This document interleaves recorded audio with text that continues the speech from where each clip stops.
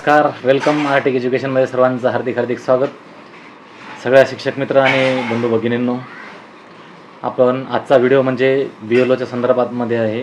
SIR 2026मध्ये untraceable जे उपस्थित नसले लोक भेटलेच नाही, स्थलांतरित आहेत, मयत आहेत, दुबार आहेत, अशा व्यक्तींचे फॉर्म कसे भरायचे, तर त्या संदर्भामधला आजचा हा व्हिडिओ आज आपण बघणार आहोत. की मयत व्यक्ती ज्याचं मृत्यू प्रमाणपत्र उपलब्ध नाही अशा व्यक्तीचा फॉर्म कसा करायचा आणि दुसरा व्यक्ती ज्याचं मयत प्रमाणपत्र उपलब्ध आहे त्या व्यक्तीचा फॉर्म कसा भरायचा या संदर्भामधला आजचा हा व्हिडिओ आहे. चला तर आपण जास्त वेळ दवडणार नाही. सगळ्यांना एक विनंती आहे की या ठिकाणी जर चॅनलला नवीन असाल तर नक्की सबस्क्राईब करा आणि आपल्या या मराठी चॅनलला नक्की शेअर करा, जेणेकरून सर्वांना या फॉर्म भरण्याविषयी आणि आपल्या BLOची सगळी चिंता मिटली पाहिजे, सगळ्यांना सहकार्य झाले पाहिजे अशी भावना ठेवूया. चला आता आपण या व्यक्तीचा प्रथमतः फिजिकल फॉर्म भरूया. समजा आपण आता या ठिकाणी एक लक्षात घेऊया की हा सदरील व्यक्ती XYZ कुणी जरी असला तरी त्याचा तो सध्या आपल्याकडं समजा मयत आहे, तर मग या व्यक्तीचं जे काही आपल्याला फॉर्म भरायचा आहे तर त्या ठिकाणी त्याचा फोटो तर आपल्याला घ्यायची गरज नाही, कारण तो मयत झालेला आहे.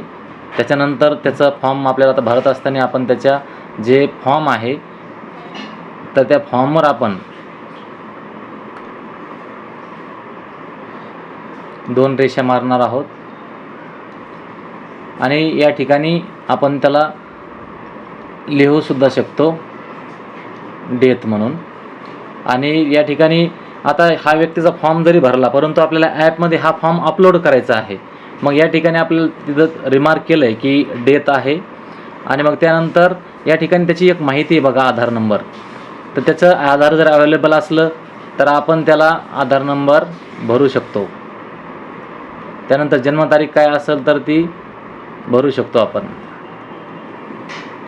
त्यानंतर मोबाईल नंबर भरू शकता नातेवाईकाचा, वडिलांचं नाव लिहू शकता, आईचं नाव लिहू शकता या ठिकाणी. त्यानंतर आईचं ओळखपत्राची काही आवश्यकता नाही या ठिकाणी.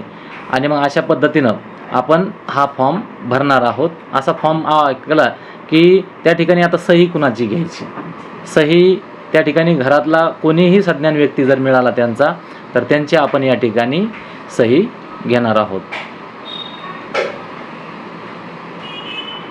आणि त्या ठिकाणी आपण दिनांक टाकणार आहोत. या ठिकाणी आपण सही घेतल्यानंतर यामध्ये आपला जो BLO असतो तो BLO सुद्धा या ठिकाणी त्याची ती सही करणार आहे. अशा पद्धतीचं हा आपल्याला ऑफलाईन फॉर्म भरायचा आहे. आता यामध्ये असा फॉर्म भरल्यानंतर आपल्याला हा अपलोड करायचा आहे. असा ऑफलाईन फॉर्म भरल्यानंतर आपल्याला आता पुढील अर्जाची प्रक्रिया करायची आहे. समजा तो व्यक्ती आता मृत्यू पावलेला आहे आणि आपण त्याचा फॉर्म भरत आहोत, परंतु त्या ठिकाणी आपल्याला एक अडचण अशी आहे की त्या व्यक्तीचं मृत्यू प्रमाणपत्र नाही. मृत्यू प्रमाणपत्र नाही तर या ठिकाणी आपल्याला काही गोष्टीचा विचार करावा लागेल किंवा अवलंब करावा लागेल. त्यानंतर आपण ज्यावेळेस एखादा त्याचं जर त्याच्याकडे मृत्यू प्रमाणपत्र नाही तर मग त्याच्याकडे आपण काय करणार, कुठलं जबाब घेणार त्याच्या कुटुंबाचा किंवा त्याच्या शेजाऱ्याचा किंवा पंचनाम्याच्या अगोदर कोणता आपण त्या ठिकाणी एक जबाब घेणार आहोत. आता आपण बघणार आहोत फॉर्म भरण्या अगोदर ॲपमध्ये की त्या व्यक्तीचा जबाब आपण काय घेणार आहोत. आता या ठिकाणी आपण एक लक्षात घेऊया की आपल्याला त्या व्यक्तीचा जर जबाब घ्यायचा असेल तर मग त्या ठिकाणी आपल्याला कोणत्या कोणत्या गोष्टीचा उल्लेख केला पाहिजे आणि कोणत्या गोष्टीची आपण त्या ठिकाणी काळजी घेतली पाहिजे. आता बघा तुम्ही या ठिकाणी जो व्यक्ती आहे, जो की घरातला जो सदस्य आहे, तो काय करेल, आपल्याला या ठिकाणी आपल्याला त्या व्यक्तीचं तो स्वतः या ठिकाणी नाव लिहून देईल. ओके, समजलं असेल ना तुम्हाला आता. तर या ठिकाणी नाव लिहून देईल, त्याचं वय लिहील, त्यानंतर गावाचं नाव लिहून देईल, गावाचं नाव लिहून देईल आणि संबंधित मतदाराचे जे नाव आहे ते या ठिकाणी लिहून देईल. आणि त्यानंतर मतदान केंद्र क्रमांक, यादीतील अनुक्रमांक, त्यानंतर त्याचा ओळखपत्र क्रमांक म्हणजेच EPIC नंबर, आणि त्यानंतर दिनांक किंवा अंदाजित दिनांक जर माहिती असेल त्या मयत व्यक्ती झाल्याचा किंवा वर्ष असेल तर त्या ठिकाणी तो टाकू शकतो. त्यानंतर त्याचे अंतिम संस्कार, त्या गावाचं नाव सुद्धा त्या ठिकाणी तो टाकू शकतो. आणि करण्यात आले आहे, त्यांचं मृत्यू प्रमाणपत्र नोंद नाही, तरी त्यांचे त्या ठिकाणचे नाव कमी करण्यास माझी हरकत नाही. आता त्या ठिकाणी ते काय करायला लागले की त्यांचे कोण नातेवाईक आहे, भाऊ आहे, पती आहे, पत्नी आहे, मुलगा आहे, मुलगी आहे, तर तुम्ही त्या ठिकाणी त्याला टिक करू शकता. आणि त्यानंतर तुमचा जो दिनांक आहे तर त्या ठिकाणी तुम्ही दिनांक त्या ठिकाणी टाकणार आहात. आपला यादी आता केंद्रस्तरीय मतदान अधिकारी आहे, तर या ठिकाणी आपण त्यांची स्वाक्षरी, त्यानंतर BLO आपण त्या ठिकाणी म्हणून सही करणार आहोत. आता यामध्ये भाग क्रमांक आपला त्या ठिकाणी आपण टाकणार, त्यानंतर आपला विधानसभा जो नंबर आहे तो टाकणार आणि त्या ठिकाणी आपण पंच लोक जे आहेत तर त्यांच्या सह्या घेणार, पंचाचं नाव टाकणार या ठिकाणी, त्यानंतर मोबाईल क्रमांक टाकणार, स्वाक्षरी टाकणार, BLO सहाय्यक असतील तर ग्रामसेवक असतील, त्यानंतर किंवा ग्रामविकास अधिकारी असतील कुठल्या गावाला, तर कधी ग्रामविकास अधिकारी आहेत, त्यानंतर पोलीस पाटील कोतवाल यांची सही, त्यानंतर BLA प्रतिष्ठित नागरिक असतील तर, आणि यामध्ये सुद्धा त्या ठिकाणी प्रतिष्ठित नागरिक असेल किंवा या ठिकाणी आपलं नावसुद्धा BLOचं टाकू शकतो. अशा पद्धतीनं हा जबाब आपल्याला त्या व्यक्तीचं मृत्यू प्रमाणपत्र नसल्याबाबतचं आपण ते घेणार आहोत. मग आता ज्याचा मृत्यू प्रमाणपत्र आहे त्याच्यासाठी काय करणार, तर त्याच्यासाठी काही नाही, आपल्याला त्याच्यासाठी आपण घेणार आहोत, समजा संबंधित व्यक्तीकडे मृत्यू प्रमाणपत्र आहे नातेवाईकाकडं, त्याचा आपण डायरेक्ट फॉर्म भरू शकतो. किंवा अशा संदर्भामध्ये जर आपण त्या व्यक्तीचा मृत्यूबाबतचा जर पंचनामा केलेला असेल तर यामध्ये आपण त्या ठिकाणी पंचनामा करू शकतो. ज्या पद्धतीनं जर त्याचं कुणीच नाही आहे तिथं आणि मृत्यू प्रमाणपत्र त्याचं कोणाकडे तरी उपलब्ध आहे किंवा आपल्याला ग्रामपंचायत कार्यालयाकडून मिळतं आहे किंवा त्या ठिकाणी त्याच्या कुठल्या तरी नातलगाकडं किंवा कुठल्या तरी त्यांच्याकडं मृत्यू प्रमाणपत्र आहे त्या व्यक्तीचं, मग अशा ठिकाणी त्या व्यक्तीचा अगोदर आपण त्याचा पंचनामा करणार आहोत. ह्या पंचनाम्याचं ते स्वरूप आहे आणि यामध्ये आपण आपल्या गावाचं नाव, त्यानंतर विभाग क्रमांक वगैरे सगळ्या काही गोष्टी टाकणार आहे.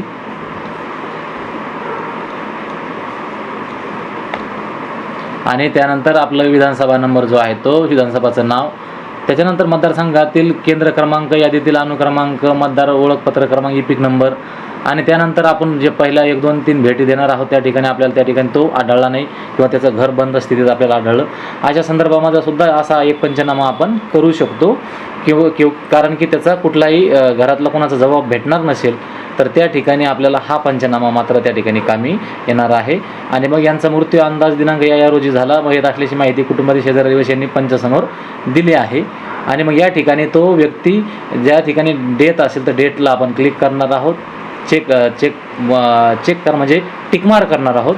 त्यानंतर दिनांक आपला आणि या ठिकाणी आपली सही वगैरे आपण त्या ठिकाणी टाकणार आहोत.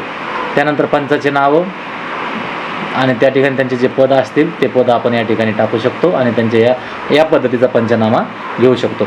आता या ठिकाणी तुम्हाला एक लक्षात घ्यायचं आहे की जबाब कोण देईल, घरातला व्यक्ती देईल की ते माझा मुलगा किंवा मुलगी किंवा सून पत्नी काय असेल तर त्यांचं मृत्यू प्रमाणपत्र नाही म्हणून तो एक जबाब घेणार. हा पंचनामा आपल्याकडे राहणारच आहे आणि मग हे दोन्ही पंचनामे आपण त्या ठिकाणी दोन्ही अपलोड त्या ठिकाणी करणार आहेत. आणि जर मृत्यू प्रमाणपत्र असेल तर डायरेक्ट मृत्यू प्रमाणपत्र त्या ठिकाणी आपण ॲड करणार आहोत. आता आपण हे पंचनामे आणि जबाब हा प्रत्यक्ष त्या व्यक्तीचा ऑनलाईनमध्ये BLO ॲपमध्ये फॉर्म भरताना कसा भरायचा ते आपण आता पुढील याच्यामध्ये आपण काम करत असताना आपण जेव्हा SIR 2026 या टॅबला क्लिक केलं की हे जे पहिलं पेज आहे हे पहिलं पेज ओपन होत आहे. यामध्ये फिल इन्युमरेशन फॉर्म त्या व्यक्तीचा आपण म्हणणार आहोत. याला क्लिक केल्यानंतर आपल्याला असे व्यक्ती येतात, आपण त्याचा QR कोड स्कॅन करून सुद्धा या ठिकाणी आपण त्याची माहिती भरत आहोत. आणि ही माहिती भरत असताना आपण त्यामध्ये त्याला फिल इन्युमरेशन फॉर्म म्हणतो किंवा मार्क अनकलेक्टेबल करतो. आता हा व्यक्ती मयत झालेला आहे, मृत्यू प्रमाणपत्र असेल नसेल तरी, आणि त्याला मार्क अनकलेक्टेबल आपण त्याला करणार आहोत. याला जेव्हा मार्क अनकलेक्टेबल करणार त्यावेळेस मात्र आपल्याला पुढे आपल्याला ॲपमध्ये काम करायचं आहे, ते म्हणजे ऑप्शन निवडायचं आहे I have visited the elector 3 times and found him to be. आता तुमच्या एक लक्षात आलं असेल की वरील रिमार्क दिलेला आहे, मी त्या ठिकाणी 3 वेळा भेट दिलेली आहे आणि अशा त्या ठिकाणी 3 वेळा भेट देऊन माझ्या असं लक्षात आलं की तो सदरील व्यक्ती हा मयत आहे. मग नंतर आपल्याकडे प्रमाणपत्र असेल नसेल तर ती पुढची गोष्ट, म्हणून आपण या ठिकाणी त्याला डेथ या नावाला क्लिक करणार आहोत. ड्यू टू डेथ म्हणजेच मृत्यू प्रमाणपत्र मयत असेल तर. त्यानंतर आता या ठिकाणी रिझन जे आहे तर रिझन आपल्याला मात्र 50 अक्षरात टाकायचं आहे की आपण मराठीतही टाकू शकतो, इंग्रजीमध्ये सांगतो की सदरील मतदार हा मी पंचनामा केला असता तो मयत आढळून आलेला आहे आणि त्या ठिकाणी त्याचं नाव वगळण्यास काहीही अडचण नाही अशी मी खात्री करतो आणि सोबत त्याचे कागदपत्र जोडत आहे. तर या पद्धतीचा आपण त्या ठिकाणी रिमार्क त्या ठिकाणी टाकू शकतो आणि रिमार्क हा मराठीत टाका किंवा इंग्रजीमध्ये टाका आणि त्यामध्ये सोबत आता रिमार्क टाकल्यानंतर त्या व्यक्तीचा फोटो आपल्याला फ्रंट साईड, आता कोणता इन्युमरेशन फॉर्मचा जो आपण भरला आहे त्याचा इन्युमरेशन फॉर्म 2 आडव्या रेषा मारून इन्युमरेशन फॉर्मवर आपण अशा 2 आडव्या रेषा मारल्या होत्या आणि त्या ठिकाणी डेथ म्हणून त्या ठिकाणी लिहिलेलं होतं आणि अनकलेक्टेबल फॉर्म म्हणून त्या ठिकाणी आपण त्याला रिमार्क टाकलेला होता. मग त्याचा हा फ्रंट पेज जो आहे तोच आपल्याला या ठिकाणी अपलोड करायचा आहे आणि त्याला सबमिट करायचं आहे. जसं आपण नेहमी दुसऱ्याचे फॉर्म इन्युमरेशन फॉर्म आपण फोटो काढून सबमिट करत आहोत त्या पद्धतीनं. मागील बाजू या ठिकाणी काहीही गरज नाही. मागील बाजूमध्ये आपल्या इन्युमरेशन फॉर्मच्या सूचना आहेत सगळ्या की त्याचा या ठिकाणी 1 नंबरला अपलोड फ्रंट साईड.